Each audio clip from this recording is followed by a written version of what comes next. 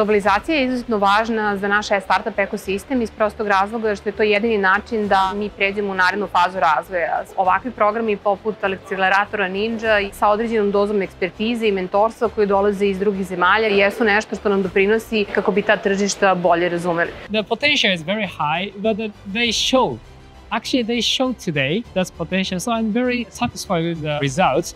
Ninja nas je naterala da uradimo ozbiljan research tržišta jugoistočne Azije, gde smo identifikovali da i u Japanu i u Singapuru postoji jako veliki potencijal. Kroz Ninja akcelerator startupi smo imali prilike da rade sa svojim mentorima, a to su iskusni ljudi sa značajnim poslovnim iskustvom u različitim tržištima u Aziji. Bili su intenzivne radionice 3 meseca, daleko je odavde Azija, ali sad su dobili prvi put uvid.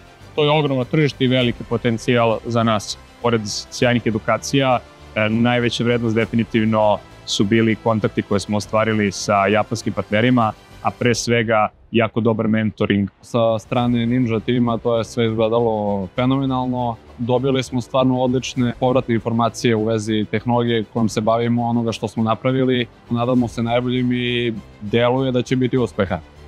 Akcelerator je fantastičan kao neki mini MBA program za startupe kako bi iz različitih domena čuli i bili usmereni da nastave da razvijaju svoj biznis. All the 5 startups which have joined this meeting and this program have done a very massive researches and they have done the massive efforts to go into the Asian market, into the Japanese markets.